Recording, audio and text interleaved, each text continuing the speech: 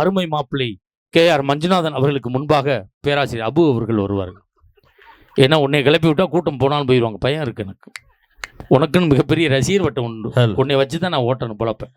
Testing hall வச்சு hello வந்தாயே தாயே வா மகனே என்றாயே தந்தாயே நாவில் சரம் சரமாய் தமிழ் பாடல். உன்னை மறப்பேனா உன்னை பாடாதிருப்பேனா என்னைத்தான் எரித்தாலும் எரிகின்ற நெருப்பினிலே உன்னைத்தான் காணும் உலகம் தமிழ் தாயே. வள்ளுவன் வாக்கினிலே பிறந்து கம்பன் கைகளிலே தமிழ்ந்து கண்ணதாசனின் காதலியாய் விண்ணுக்குள் மலையாய் மண்ணுக்குள் நீராய் உனக்குள் நானாய் எனக்குள் நீயாய் நமக்குள் நாம அவிற்றிருக்க நமக்குள் முத்தாக பிறந்துட்டு சத்தாக விழுந்துட்ட தமிழுக்கு என் கரம் சரம் தாழ்ந்த வாழ்த்துக்களும் வணக்கங்களும். தமிழுக்கு வாழ்த்து சொன்ன கை தட்ட அந்த 27 பேருக்கு நன்றி. கையை தட்டாம உட்கார்ந்தவங்களுக்கு நன்றி. நல்லா ஜோரா ஒருத்தரும் கை தட்டி வைங்க. ஒன்னும் அஞ்சனையா வைக்காதீங்க. அதுலயும் குறிப்பா நம்ம தாய் குளங்கள் நல்ல பலமா கை தட்டலாம்க்கா. ஒரு டிப்ஸ் அந்த மேடையில சொல்லிட்டு போறேன். இங்க இருக்க தாய் குளங்கள் பெண்கள் நீங்க நல்ல கை தட்டினீங்கன்னா நிறைய முடி வளரும். அங்க பாருங்க ஒரு அக்கா தட்டிவிட்டு உடனே இழுக்கிறாங்க. உடனே அப்படி வளரும். ஒரு 10 நாள் கழிச்சு போய் கண்ணாடியில பாருங்க அது பாட்டுல வளர்ந்துருக்கும். அங்கே ஒரு அக்கா இழுத்தாங்க கையோட வந்துருச்சு சவரி முடி வளரும். அது வளராது. ஆனா அடரா வாயெல்லாம் பல்லு வரப்பெல்லாம் நெல்லுங்கிற கதையா ரொம்ப அழகா ரசிச்சு சிரிச்சுக்கிட்டு இருக்காங்க. நடுவுல எனக்கு ஒரு சின்ன ஆசை தான். என்ன ஆசை? சொத்து பத்தா சொந்த பந்தமா நல்ல ஒரு தலைப்பை கொடுத்து ஒரு அற்புதமான மேடையை கொடுத்துருக்காங்க. இந்த இடத்துல சொத்து பத்து தான் முக்கியம் அப்படின்னு உண்மையை பேசுறதுக்கு நாங்க 3 பேர் வந்திருக்கோம். சொந்த பந்தம் தான் புருடா விடுறதுக்கு 3 பேர் வந்திருக்காங்க. அந்த அணி இல்லாம இந்த அணி இல்லாம 2 கட்டானா நடுவுல நீங்க வந்திருக்கீங்க. என்னை பார்த்தா உனக்கு எப்படிடா தெரியும்? அந்த அர்த்தத்துல சொல்லலைங்க. 2 பேத்துக்கு நடுவரா நீங்க வந்திருக்கீங்கல்ல. உங்களை நடுவரா வச்சு இங்க இருக்கிற ஆடியன்ஸ்க்கு ஒரு சின்ன போட்டி வச்சு நான் தலைப்புக்குள்ள வரலான்னு இருக்கேன். அப்படியா? First ladies first. ரெடியாக்கா? ரெடி 1 2 3 அப்படின்னு சொன்னோன்னே இங்க இருக்கிற தாய் குளங்களா பலமா கை தட்டணும். அதுக்கு அடுத்து 1 2 3ன்னு சொன்னோன்னே நம்ம ஆண் சிங்கங்கள் கை தட்டணும். சத்தியமா சொல்ற ஒரு கல்லூரியில பேராசிரியரா இருக்கேன். அது இங்க இல்ல, மாலத்தீவுல வேலை பார்க்கிறேன். சாஃப்ட்வேர்ல ஒர்க் பண்ணிக்கிட்டு இருக்கேன். மாசம் 3.5 லட்சம் ரூபாய் சம்பளம். இந்த போட்டியில யார் ஜெயிக்கிறீங்க அவங்களுக்கு என்னோட 1 மாச சம்பளத்தை இதே மேடையில நடுவர் கையால உங்களுக்கு எடுத்து கொடுக்காதனால ஒரு போட்டிருக்க மோதிரத்தையும் பிரேஸ்லெட்டையும் கழட்டி உங்கள்கிட்ட கொடுத்துட்டு போறேன். ஆமாடா, கொடுத்துட்டு நான் திருச்செங்கோடு பஸ் ஸ்டாண்ட்ல படுத்து கிடப்பேன். ரெடியா இருக்கு? அதுக்கு தான் நல்லா கை தட்டுறேன். ரெடியா இருக்கீங்களாக்கா? First ladies first. ஓகேவா? பவரை பாத்துருவோம். ரெடி 1 2 3. நீங்க நீங்க லேடிஸ் ஆதார் அட்டை வச்சிருக்கியா? நல்லா கேளுங்க சார், அப்பதான் நம்புவேன். லேடிஸ் கை தட்ட சொன்னா இது 3 தட்டி. ஒண்ணு தெரிஞ்சுக்கங்க, யார் யாரெல்லாம் அழகா இருக்கணும்னு நினைக்கிறீங்களோ, கர்வமா இருக்கீங்களோ, அவங்க எல்லாம் பட்டிமன்றம் முடிஞ்சு போய் உங்க ஆதார் கார்டை எடுத்து பாருங்க. உங்க கர்வம் கலைஞ்சு போயிடும். ஆஹா, ஆதார் எடுக்கும் போது அனௌன்ஸ் பண்ணுவாங்க, நாளைக்கு 10 மணிக்கு நம்ம ஊருக்கு ஆதார் எடுக்க வர்றாங்க, எல்லாம் பள்ளிக்கூடத்துக்கு வந்துருங்க. இந்த லேடிஸ் பூரா பட்டு சேலை கட்டி பூ வச்சு ரெட்டவடம் செயின் போட்டு பவுடர் அடிச்சு போய் இப்படி உட்காருவாங்க. உட்கார்ந்தவொடனே எடுத்தாச்சு போமான்ருவேன். என்னடி ரெடி சிரிலாம் சொல்லாம எடுத்து போட்டாங்க. ஒரு வாரம் சென்று போஸ்ட் ஆஃபீஸுக்கு வரும். அந்த ஆதார் கார்டு வாங்கி பார்த்தீங்கன்னா சாத்தி வச்ச போன மாதிரியே எடுத்து அனுப்பிட்டு பாத்தீங்களா? ஆனா நீங்க பாருங்க, கை தட்டுங்கன்னு சொன்னோன்னா ஒரு பேத்தி தட்டாம உட்காந்துருக்கு. அவங்க பாட்டி அப்ப தட்டி நடுவரோட மோதிரத்தை கழட்டி தரான தட்டி. ஆனா நீங்க என்னதான் சொல்லுங்க, நம்ம தாய் குழந்தைகள் கையை எதுக்கு பயன்படுத்துவாங்க? புளிய கரைக்கிறது, புருஷனை போட்டு அடிக்கிறது, இதுக்கு தான் அதையும் பயன்படுத்துவாங்க. ஆனா எங்க ஆண்கள் அப்படி இல்ல. ஆண் சிங்கங்களா ரெடியா இருக்கீங்களா? பவரை காமிச்சிருவோமா? ரெடி 1 2 3. 5 5 10 ஆண்கள்னாலே கெத்துங்கிறத அப்படி ப்ரூவ் பண்ணிட்டு இருக்க கூட்டம்.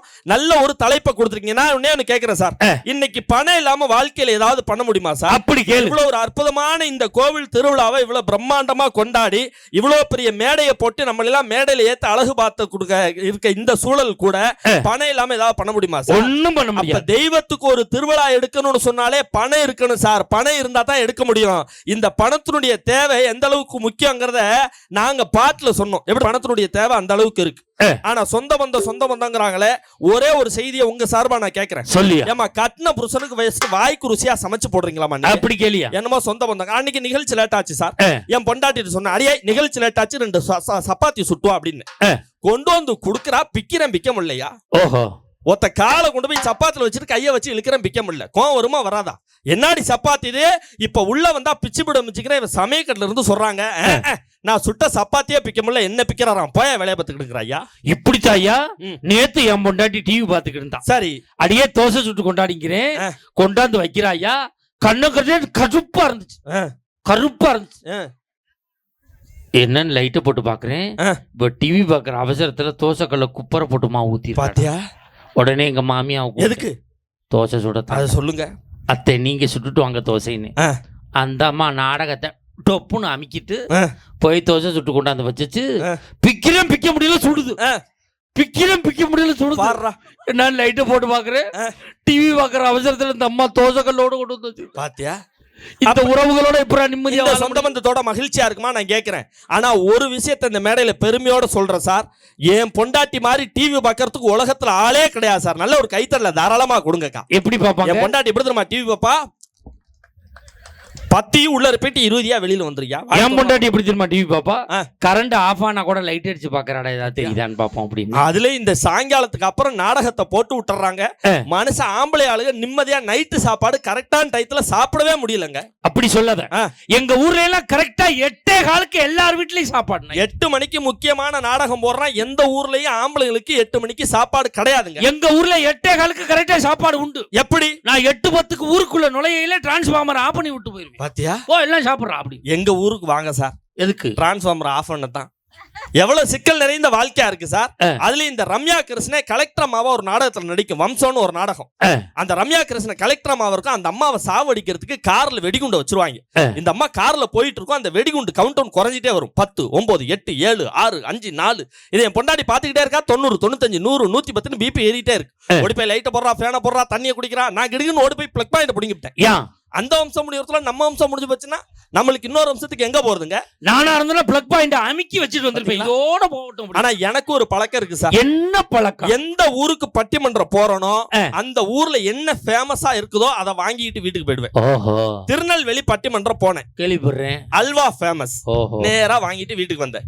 இந்த 10 நாளைக்கு முன்னாடி பாண்டிச்சேரி பட்டிமன்றம் போனேன். சொல்லவே இல்லையடா. நேரா வாங்கிட்டு வீட்டுக்கு வந்தேன். வாங்குனியா? என்ன வாங்கினியாங்கிறீங்க? ஆம்பளையால் பூரா சிரிக்கிறீங்க சார். பாண்டிச்சேரி செண்டு பாட்டிலுக்கு ஃபேமஸுங்க, அதை வாங்கிட்டு வந்தேன். உன்னைய பத்தி எனக்கு தெரியும். நீ செண்டு பாட்டில் வாங்கியிருக்க மாட்டா, குண்டு பாட்டில் வாங்கி. செண்டு பாட்டில் தான் சார் வாங்கினேன்.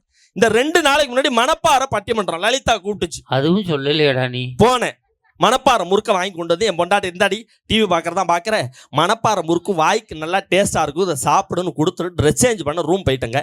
இவ டிவியை பார்த்துக்கிட்டு மணப்பாறை முறுக்க தின்னுட்டே சொல்றா, சார் மணப்பாறை முறுக்கு ஓ முகர மாதிரியே இருக்கா, ஒரே கசக்குதுன்னா. மணப்பாறை முறுக்கு டேஸ்டா இருக்குமே, கசக்குதுங்கிறாளேன்னு வெளியில வந்து பாக்குறக்கா. நான் வாங்கி கொடுத்த முறுக்கு பாயிட்டு அப்படியே இருக்கு. பக்கத்துல இருக்க கொசுவத்தி சுருளை எடுத்து தின்னுட்டு டிவியை பாக்குறாளே. இந்த சொந்த பந்தத்தால ஏதாவது மகிழ்ச்சி இருக்குமா சார்? எப்படியா இருக்கும்? அதனாலதான் எங்க ஆளு பாட்டிலே சொன்னான். எப்படி? ஏது பொதுவா ஆம்பளைங்க பாடுறது. என் வீட்டுல இந்த மாதிரி சொந்த பந்தம் சரியில்லைன்னுட்டு இன்னைக்கு கல்யாணம் பண்ண ஆண்கள்லாம் பாடுற பாட்டு என்ன தெரியுமா? என்ன? மரணம் என்னும் தூது வந்தது.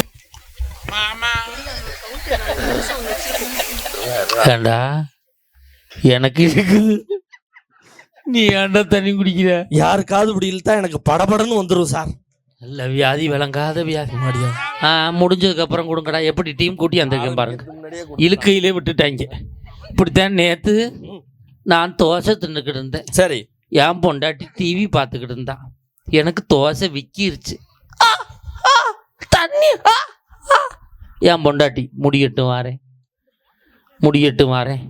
நாடகம் முடியட்டும் வரம்னாலா, எனக்கு முடியட்டும் வரம்னாலான்னு இது வரைக்கும் தெரியாம சந்தேகத்திலே பைதிக்கிட்டு சுத்திக்கிட்டு. அப்ப இந்த சொந்த பந்தம் இன்னைக்கு நல்லா அப்படி இருந்தாலும் எனக்கு கல்யாணம் பண்ணி 13 வருஷமா என் பொண்டாட்டிக்கு எங்க அம்மாவுக்கு மாமியா மருமக சண்டையே வந்ததுல பெண்கள் கைதட்டுங்க தயவு செய்து. 13 வருஷமா நிஜமாவா? மாமியா மருமக சண்டையே வந்தது. சத்தியமா? சத்தியம்.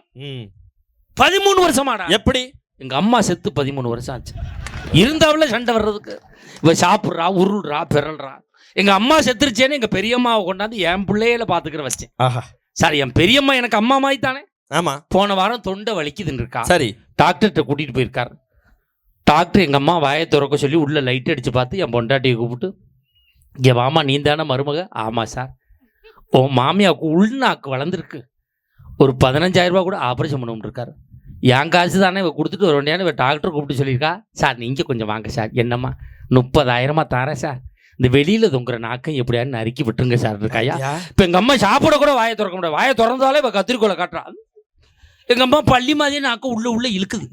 நேற்று பார்க்குறேன் எங்கள் அம்மா கை அமுக்குறா, இன்னைக்கு பார்க்குறேன் எங்கள் அம்மா கால் அமுக்குறா. சமாதானம் ஆயிட்டீங்களான்னு கேட்குறேன். என்னைக்காவது உங்கள் அம்மா கழுத்து வலின்னு சொல்லாமல் அவர் நான் ஒரு அமுக்காம அப்படிங்கிறான். வாழ்க்கை வளர்ச்சி. அப்ப இந்த சொந்த பந்தத்தால ஏதாவது மகிழ்ச்சி, என்ன சந்தோஷம் இருக்கு? ஒரு பண்டிகை தீபாவளி வரணும்னாலே காசு வேணும் சார். அதுலயும் பாருங்க, நிஜமாவே சொல்றேன், ஒரு பண்டிகை பொங்கல் தீபாவளி வந்துட்டா அந்த பெண்கள் பூரா என்ன தெரியுமா வந்து சொல்லுவாங்க, ஏங்க பொங்கல் வருது, தீபாவளி வருது, எனக்கு புடவை எடுக்கணும், பொண்ணுக்கு சுடிதார் எடுக்கணும், பையனுக்கு பேண்ட் ஷர்ட் எடுக்கணும், நகை எடுக்கணும், நட்டு எடுக்கணும், அது எடுக்கணும், இது எடுக்கணும். நீங்க என்ன எடுக்கலான்னு இருக்கீங்க? புருஷங்காரன் சொல்லுவான், நான் போய் தெருவா பிச்சை எடுக்கலான்னு இருக்கேன், உன்னை கல்யாணம் பண்ணி அது ஒண்ணு தான் எடுக்கணும். அப்படிதான் எங்க ஊர்ல ஒரு ஆளு பொண்டாட்டி டார்ச்சர் தாங்காம போய் ஊரை சுத்தி கடன் வாங்கிட்டான் சார். கடங்கார காசு கேட்டு வந்தான். உடனே புருஷங்கார ஓடி வந்து பொண்டாட்டி சொன்னா, அடி எங்க பாரு, நமக்கு கடன் கொடுத்தான்ல அவன் இப்ப காசு கேட்டு வர்றான், இந்த டைம் நான் உன்னை அடிக்கிற மாதிரி அடிக்கிறேன், நீ அழுவுற மாதிரி அழுவு, புருஷன் பொண்டாட்டிக்குள்ள ஒரே சண்டையா இருக்கே, இப்ப போய் கொடுத்த காசை எப்படி வாங்குறதுன்னு அவன் போயிடுவான், அதுக்கப்புறம் ஜாலியா இருக்கலாம்னு ஐடியா பண்ணி கடங்கார வர நேரமா பார்த்து பொண்டாட்டி அடிக்கிற மாதிரி அடிச்சா அவளும் அழுவுற மாதிரி அழுதா. ஒரே சண்டையா இருக்கேன்னு கடங்காரனும் போயிட்டான் சார். சும்மா இருக்கணும்ல. கடங்கார போனோன்னா புருஷங்கார சொன்னா, எப்படி கடங்கார வர நேரமா பார்த்து உன்னை அடிக்கிற மாதிரியே நடிச்சம் பாத்தியா? அதுக்கு பொண்டாட்டி சொன்ன, அட போயா நீ என்ன தடிச்ச, அவன் வர நேரமா பார்த்து நான் அழுவுற மாதிரியே நடிச்சம் பாத்தியா? கடங்கார மெதுவா கதவை திறந்துட்டு சொன்னான், நான் எப்படி போற மாதிரி போயிட்டு வந்தேன் பாத்தியா, குடுறா காசன்னா. அப்ப இந்த பணம் இல்லாம ஏதாவது பண்ண முடியுமா சார்? ஒன்னும் பண்ண முடியாது சார். சொந்த பந்தம்ங்கிறாங்கல்ல, உங்களை சாட்சியா வச்சு ஒரு கேள்வியை கேட்கிறேன், இங்க இருக்க மக்களை பார்த்து கேட்கிறேன், குறிப்பா பெண்களை பார்த்து கேட்கிறேன். ஆண்கள் நிறைய பேர் உட்காந்துருக்கேன், ஃபர்ஸ்ட் ஆண்களுக்கான கேள்வி சரியா? குறிப்பா கல்யாணம் ஆண்களுக்கான கேள்வி. 7 ஜென்மத்துக்கும் இப்ப இருக்கிற பொண்டாட்டியே எனக்கு மனைவியா வரணும்னு நினைக்கிற ஆண்கள்லாம் கை தூக்குங்க பாப்போம். இங்க வரியா, நம்ம மாவட்டமே தூக்கல, போன் பேசுற மாதிரி போன் பேசிக்கிட்டு இருந்தாங்க. அப்படியா? நீங்க என்ன அப்படி கையை கட்டிக்கிறீங்க? எனக்கு என்ன வந்துச்சு, நான் தூக்க. அவங்க அங்க இருந்து லேடிஸ் எல்லாம் எட்டி பாக்குறாங்க, நம்ம வீட்டுல தூக்குறாங்களா? இங்க ஒண்ணும் தூக்கல. அங்க ஒரு ஐயா மட்டும் தூக்குறாரு. காரணம் என்ன தெரியுமா? பக்கத்துல அவங்க வீட்டுக்காரமா அவர் இந்த கருவாங்க கேட்கறான், அவளை தன்னாவிட்ட உட்காந்து தூக்கு கையன்னு ஒரே இட்டி வலி தாங்காம தூக்குறாரு. இப்ப இதே கேள்வியை தாய் குளத்துல கேளுங்களேன். 7 ஜென்மத்துக்கு இதே புருஷன் தான் வேணுமானா எல்லா பெண்கள் கை தூக்குவாங்க. ஏன்? அன்பு பண்பு பாசமா. எந்த ஜென்மத்துல இப்படி ஒரு இளிச்சவாய் புருஷன் எனக்கு புருஷனா வருவார், அதனால 7 ஜென்மத்துக்கு இவரே புருஷனா வரணும். அந்த ஒரு கணக்கு தாங்க. இப்ப நான் கேக்குறேன், கேளுங்க. பெண்களை பார்த்து கேக்குறேன். புருஷனோட பாஸ்போர்ட் சைஸ் போட்டாவை மணிப்பரிசிலே வச்சிருக்கங்கிற பெண்கள் கை தூக்குங்க பாப்போம். அங்க ஒரு அக்கா சொல்லுது, அந்த ஆள வீட்டுல வச்சுக்கிறதே பெருசு, இதுல மணிப்பரிசில வர வச்சுக்கணுமா? மணிப்பரிசில அங்க 2 பேர் கை தூக்கிட்டு சொல்றாங்க, வந்து இந்த மணிப்பரிசு திறந்தா பார்க்க போறான், தூக்கி விடுங்கடி கையா. ஆனா என் முண்டாட்டி என்னோட பாஸ்போர்ட் சைஸ் போட்டா 2 போட்டோவை மணிப்பரிசிலே வச்சு, நல்ல ஒரு கைத்தறல கொடுங்க. என் மனைவி 2 போட்டோவை மணிப்பரிசில, அந்த அளவுக்கு பாசம் சார். பாசமாடின்னு கேக்குறேன். லோனு வாங்குறதுக்கு ஒட்டுறதுக்கு வச்சிருக்குங்கிறான். ஒட்டி போட்டு சாட்சி கழுத்து போட்டு விட்டுருவோம், நான் காலம்புறா லோனு கட்டிக்கிட்டே தெரிய வேண்டியது. அப்ப இந்த சொந்த பந்தத்தால ஏதாவது மகிழ்ச்சி இருக்கா? பணம் தான் சார் இன்னைக்கு தேவை. அதனாலதான் அன்னைக்கு பழைய பாட்டிலேயே சொன்னான், கையில வாங்கினேன் பையில போடல, காசு போன இடம் தெரியல, கையில வாங்கினேன் பையில போடல காசு. மன்றத்துல நிறைய ஆன்மீக மேடைகள் சூப்பரா பேசுறீங்க. ஆமா. இலக்கிய மேடைகளை பட்டைய கலப்புறீங்க. இன்னிசை பாட்டு பட்டிமன்றம்னா இன்னைக்கு டாப் கிளாஸ் நீங்க தான். உங்கள்கிட்ட தான் இந்த ஊர் மக்கள் சார்பா ஒரே ஒரு தமிழ் பாட்டு நான் பாடுறேன். இந்த மாமன்றத்துல அந்த பாட்டினுடைய விளக்கத்தை இங்க நீங்க சொல்லணும். சொல்லவா? நீங்க தான் சாட்சி. ஓகேவா? இந்த இது பாத்துக்கிட்டியா? பாத்துட்டேன். தூய தமிழ் பாட்டு, இதுக்கான விளக்கத்தை நீங்க சொல்லணும். சரியா? ரெடியா இருக்கீங்களா? ரெடியா இருங்க. சிங்கம்ங்கிற திரைப்படம் சூர்யா நடிச்சது. ஹீரோ பேர்லாம் தெரியுது. அப்ப இந்த பாட்டு படிக்காதவனடா. சரி, இந்த மக்கள் தான் சாட்சி. இப்ப பாடுறேன், அதுக்கு விளக்கத்தை கொடுங்க. ஓகே, ரெடியா இருக்கீங்களா?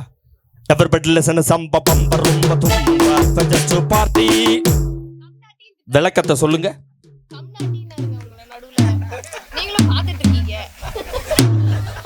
சொல்றேன் இருங்க. நடுவர் முடிக்கிறான். சொல்லு. நான் படிச்சிருக்கேன். இதுக்கான விளக்கத்தை சொல்லுங்க. அவளோட எதிர்பார்த்திருக்கேன்.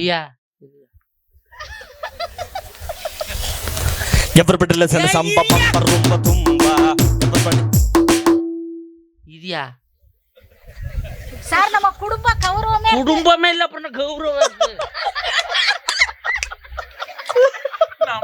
மாட்டி விட்டான்னு முடிச்சுக்கிட்டு நீ எந்த மாட்ட சொல்லுவ?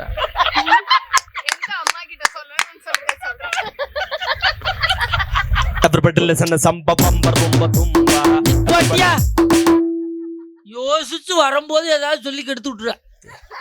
சரி, நான் எதுவுமே சொல்லல. நீங்க நல்ல ஒரு கைத்தறல கொடுங்க, அப்பதான் விளக்கத்தை சொல்லுவார். யா சார், ஒரு ஆயால இது வரைக்கும் எதுக்கும் தட்டல. மடுவர் மாட்டினானே அந்த முதல் வரிய சொல்லு. சொல்லியா? எவரிபடி அப்படின்னா என்ன? என்னது? எவர் சில்வர் படியா? அடுத்த வரி ரம்பா கும்பா கும்பா தும்பா. இப்ப பாடு. இவர்படி ரம்பா கும்பா கும்பா தும்பா, இவர்படி ரம்பா கும்பா கும்பா தும்பா. நல்ல ஒரு கைத்தட்டல தாராளமா கொடுத்துருங்க. இதை எழுதின கவிஞனுக்கே அந்த விளக்கம் தெரியாது சார். ஒரு செய்தியை சொல்லிட்டு நிறைவு செய்யறேன் சார். அப்படி இந்த பணத்தினுடைய தேவையை ஒரே ஒரு உதாரணம் சொல்லிட்டா, இன்னைக்கு பணம் இல்லாம வாழ்க்கையில் ஒண்ணுமே கிடையாது. கல்விக்கு அதிபதி யாரு? கல்விக்கு அதிபதி யாரு? சரஸ்வதி. சரஸ்வதியா? ஆமா, நாராயணன்டா. சரஸ்வதிங்கிற கடவுள் தான் கல்விக்கு அதிபதிங்க. நாராயணன் இல்லையா? நீங்க வேற. அவர் தான் எங்க ஊர்ல ஸ்கூல். கல்விக்கு அதிபதிங்கிறது சரஸ்வதிங்கிற கடவுள் தான். அதனாலதான் ஒரு புது கவிஞன் எழுதுனா, கல்விக்கு அதிபதி என்று சொல்லக்கூடிய சரஸ்வதி கூட தான் பெற்ற பிள்ளையை இன்றைக்கு ஒரு நல்ல கல்வியில் கொடுக்க வேண்டும் என்று சொன்னால் தன் கையில் இருக்கிற வீணையை அடகு வைத்தோ விற்றோ தான் படிக்க வைக்க முடியும்னு சொன்னா, இன்னைக்கு பணத்தினுடைய தேவை அந்த அளவுக்கு இருக்கு சார். தாயினுடைய பாசத்தில் சொந்த பந்தத்தில் சொல்றாங்கல்ல, தாயினுடைய பாசம் தேவைதான், இல்லைன்னு சொல்லல. நம்மளை பெத்த அம்மா, பாசமா பாத்துக்கிற அம்மா, நாம சாப்பிட்றதுக்காக உட்காந்துருக்கோம், 2 தோசையை சுட சுட கொண்டாந்து வைக்கிறாங்க. சாப்பிட்டுட்டு அம்மா இன்னொரு தோசை கொடுமா, நெய்யும் கொஞ்சம் ஊற்றி எடுத்துருவாமான்னு சொல்றோம். இந்த எடுத்துருவான்டா மாமனேன்னு சொல்லிட்டு அந்த தோசை கரண்டியோட சமயக்கட்டுக்கு போறாங்க. போற வழியிலேயே தம்பி ஏதோ மயக்கமா வருதுடான்னு சொல்லிக்கிட்டு அப்படியே மயங்கி கீழே விழுந்துடுறாங்க. டக்குன்னு அம்மாவுக்கு என்ன ஆச்சு அம்மா அப்படின்னு சொல்லி பதறிட்டு எடுத்துட்டு கொண்டு போய் ஆஸ்பத்திரி போறோம். டாக்டர் செக் பண்ணிட்டு ஒரே வார்த்தையில் தான் சொல்லுவார், தம்பி இந்த பையனோட அம்மா நீங்க, அந்த பையன் நீ தானே? ஆமா சார், எங்க அம்மா சார் என்ன கஷ்டப்பட்டு பெற்று வளர்த்தாங்க சார். எல்லாம் சரிதான்ப்பா, உங்க அம்மாவுக்கு இதயத்தில் அடப்பு இருக்கு, சாதாரணமாக ஆஞ்சியோலாம் பண்ண முடியாது, ஓப்பன் பைபாஸ் சர்ஜரி தான் பண்ண முடியும், 8 லட்ச ரூபா செலவாகும், பணத்தை எப்படியாவது தோது பண்ணிக்கன்னு ஒரு வார்த்தையில் சொல்லிட்டு விடுவார். நீங்கள் விரும்புகின்ற உறவு தான் உங்களுடைய அம்மா. அந்த அம்மாவை கூட எமங்கிட்ட போகாமல் இன்னும் கொஞ்சம் காலம் உங்ககிட்டயே வைக்கணும்னு சொன்னால் இந்த பணத்தினுடைய தேவை இல்லாமல் ஒன்றுமே பண்ண முடியாது சார். அதான் வாழ்க்கையினுடைய நிதர்சனம். இன்னைக்கு கோவிலில் சாமிக்காக தான் திருவிழா நடக்குது. இன்னைக்கு கோவிலுக்குள்ளார போங்க, முன்னாடி எது இருக்கும்? உண்டியல் இருக்குமா, சாமி இருக்குமா? உண்டியல். உண்டியல்ல பணத்தை போட்டா தான் சாமியினுடைய தரிசனமே நமக்கு கிடைக்குதுன்னு சொன்னா, அப்ப இந்த காசு தானே சார் கடவுள், இல்லைன்னு சொல்ல முடியுமா சார்? அப்ப இந்த பணம் இல்லாம வாழ்க்கையில ஒண்ணுமே பண்ண முடியாது, பணம் தான் பிரதானமாக இருக்கிறது என்று சொல்லி கூழு சுண்டல் வேர்க்கடலை வத்தக்கரை வெடுமாக சுண்டகஞ்சி சுட்டவாள மக்காச்சல் நீர்போர் பேட்டனி இளநீ இராத்துக்கு கடன்முட்டை கம்மிட்டு வெள்ளரிக்கு அவிச்சமிட்ட ஆஃப் ஆயில், இந்த சொந்த பந்தம் இது எல்லாமே டூப்பு. டப்பு தான் டாப்பு. பெத்த அப்பாவா இருந்தாலும் காசு கொடுத்தா தான் பையன் அவன் ஃப்ரெண்ட்ஸோட பேசுறப்ப சொல்லுவான், இதோ போறாரு பாரு என் டாடின்னு. காசு கொடுக்கலன்னா இதோ போறான் பாரு கேடிம்பா. பெத்த பிள்ளையா இருந்தாலும் அம்மா காசு கொடுத்தா தான் அவங்க மம்மி, இல்லாட்டி ஆயிடுவாங்க டம்மி. காசை கொடுத்தா தான் அப்பா, இல்லாட்டி ஆயிடுவாரு டப்பான்னு சொன்னா இன்னைக்கு பணமே பிரதானமாக இருக்கிறது. அதனால சொந்த பந்தத்தை காட்டிலும் சொத்து சுகம்தான் வாழ்க்கையில தேவைன்னு சொல்லி நடுவர்களே, எங்க பக்கம் நீங்க தீர்ப்பை கொடுத்துட்டா நாங்க புத்திசாலி. ஏன்னா ஜெயிச்சிடறோம், எங்க நீ ஜெயிச்சிருதுல. எதிரணிக்கு நீங்க தீர்ப்பை கொடுத்துட்டா நாங்க முட்டாள், ஏன்னா அவங்கள்ட்ட நாங்க தோத்துறோம்ல. நடுவர் நீங்க எங்க பக்கம் தீர்ப்பை கொடுத்தா நாங்க புத்திசாலி, எதிரணிக்கு நீங்க தீர்ப்பை கொடுத்துட்டா நாங்க முட்டாள். எங்களை புத்திசாலி என்று இன்னொரு புத்திசாலியால் தான் சொல்ல முடியும், எங்களை முட்டாள் என்று இன்னொரு முட்டாளால் தான் சொல்ல முடியும். நீங்க தீர்ப்பை யார் பக்கம் வேணாலும் கொடுத்துக்கங்க. வியக்க வைத்த ரசிகர்களுக்கு மீண்டும் நன்றி பாராட்டி, மனம் நிறைய சொல் சொல் என்றாலும் மணி செல் செல் என்கின்ற காரணத்தினால் சொந்த பந்தத்தை காட்டிலும் சொத்து பத்தே என்று சொல்லி நல்ல வாய்ப்புக்கு நன்றி பாராட்டி விடைபெறுகிறேன். நன்றி, வணக்கம், ஜெய்ஹிந்த். அருமையான பேச்சு. இப்ப நான் யாரு? நடுவர். என்ன திட்டானோ ஒன்று தெரிஞ்சுக்கங்க, ஒரு மனிதன் இந்த உலகத்திலே கருப்பை இல்லாமல் பிறக்க முடியாது. ஒரு மனிதன் இந்த உலகத்திலே கருப்பை இல்லாமல் பிறக்க முடியாது, இறைப்பை இல்லாமல் உண்ண முடியாது, பணப்பை இல்லாமல் இந்த உலகத்தில் வாழவே முடியாதுன்னு தெரிஞ்சுக்கங்க. ஆம்பளைகளுக்கெல்லாம் இந்த இடத்துல பாக்கெட்னு ஒன்று இருக்கும், இதுக்குள்ள மனசு இருக்கு, சட்டை கட்டிட்டுன்னு உள்ள மனசு இருக்கு. இந்த பாக்கெட்டு கனமாக இருந்துச்சுன்னு வச்சுங்க, மனசு லேசாக இருக்கும்.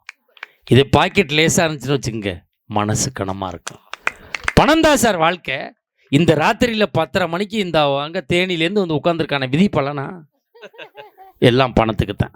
இந்த பிள்ளைங்க சொந்த பந்தம் உறவுன்னு பேச வந்திருக்காங்களே, பட்டிமன்றம் முடிஞ்சு மஞ்சுநாதன் பணம் மட்டும் இல்லைன்னு சொல்லட்டும், பேட்டியை ஒரு வீட்டை திருச்செங்கோடு பஸ் ஸ்டாண்டில் சுத்த விட்டுட்டு 3 பேரும் கொண்டு போய் சேர்த்துருவாங்க. பணம் தான் சார் வாழ்க்கை. எப்படி ஆளுங்க லேசப்பட்ட ஆளுங்கன்னு நினைக்கிறீங்களா?